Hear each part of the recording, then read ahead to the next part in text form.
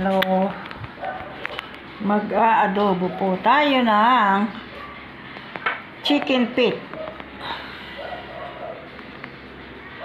Ayan.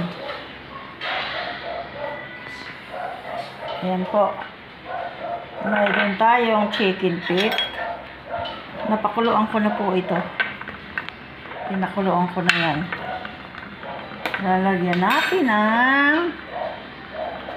ayan. Mayroon tayong bawang, sibuyas.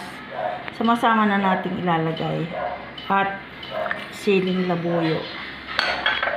Ayan po. Ay, ano natin ito.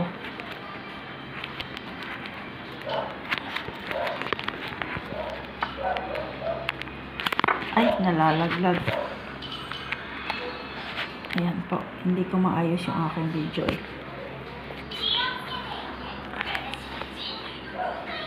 Ayan. Tapos, lagyan natin ng ayan po. Lalagyan natin ng Sprite. Sama-sama na natin yan. Itong paa na ito ay akin na pong pinakuluan sa asin at saka vinegar. Lagyan natin yan. Lagyan natin ang chicken cubes. Yan. Lagyan natin ang crushed black pepper.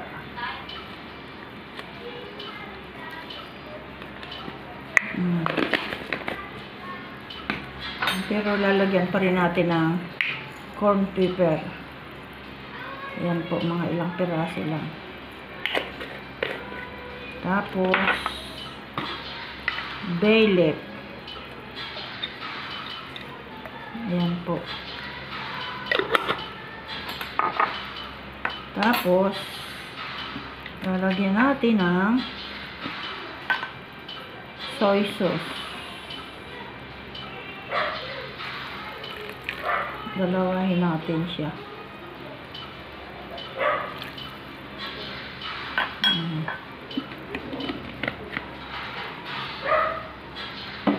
Then, lalagyan natin ng oyster sauce. Sama-sama na po yan. Ayan. Saka lalagyan natin ng brown sugar. Kulang na 1/4. Kasi baka mapatamis masyado. Ayan po. Nagdikit-dikit na kasi matapos kong pakuluan, nilagay ko muna sa ref. Ayan po. Sama-sama na po sila dyan.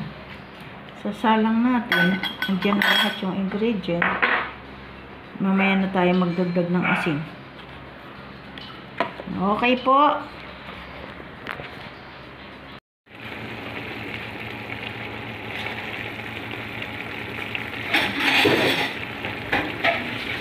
Ito na po ang aking adobong paa ng manok.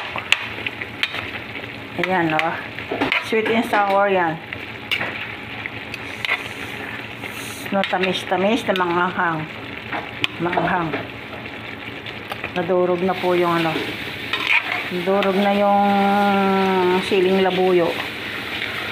Ayan o. Malapot na sabaw. Yummy! Ang aking chicken feet. Ayan po.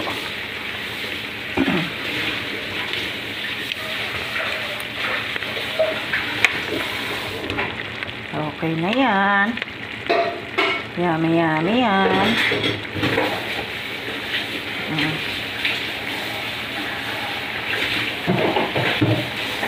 Ito. Okay na po siya. Kasi masarap yan. Masarap po ito sa kanin.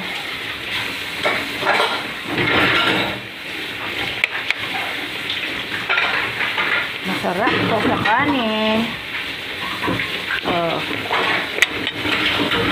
Ayan. Ito Luto na siya.